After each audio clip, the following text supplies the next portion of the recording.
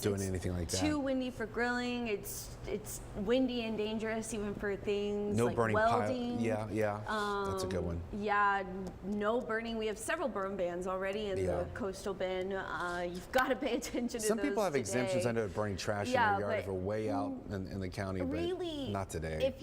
Spring is a tough time for any burning here locally. We tend to be extra windy, and you don't want to burn anything when it's extra windy because it can quickly get out of control. But an additional problem today is we have a really dry wind on top of that. And so with dry air, that only adds to the fire fuel. So no outdoor burning, avoid sparks on a day like today. That's things also like chains dragging. If you're towing a car or a trailer, make sure those chains are up. Do not let them drag anytime, but especially on a day like today. We've got strong dry winds that's creating the extreme fire danger on this Tuesday. That's our weather impact alert. Here's that fire weather warning across the coastal bend. Everyone is under the fire weather warning, even our barrier islands. So no burning, no beach bonfires. That's already a part of the burn ban, but no beach bonfires, especially on a day like today.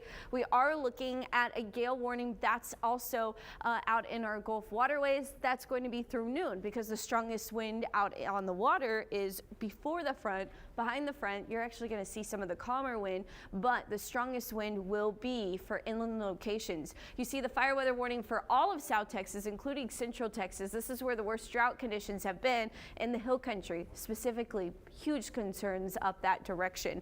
Dallas is dealing with severe weather. We have a tornado watch in place across North Texas and into southwest or southeastern Oklahoma.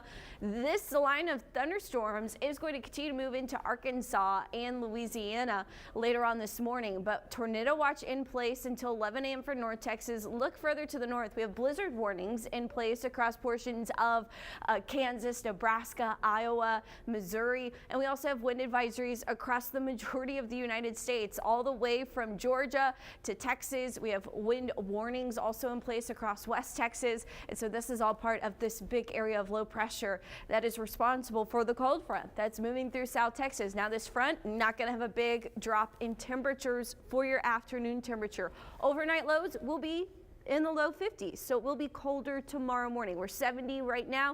It will be around 50 degrees tomorrow morning, but look at this wind. The wind is the big issue. It's going to be howling. It's going to be gusting. We could get some 50-mile-per-hour wind gusts. The strongest wind following behind the front as the pressure gradient between this area of low pressure and this area of high pressure intensifies behind the cold front, creating the windy, dry conditions and the high fire danger. As high pressure moves over Texas, that sinking air, it's a little calmer when we're more under the center of high pressure. We'll see slightly lighter winds on Wednesday, but then humid southeast winds pick up again Thursday into Friday ahead of our next potential cold front to move through. So let's talk fire danger real quickly. I do want to emphasize northwest winds, dry vegetation, extremely low relative humidity. That is the reason for our fire danger, and that's why you've got to do whatever you can to avoid burning anything or starting a fire today. We have dry conditions again Saturday into Sunday behind that other cold front that we are tracking. So yeah, there is another risk of some dry conditions and fire danger as well, but look how low these dew points are. That is just extremely low,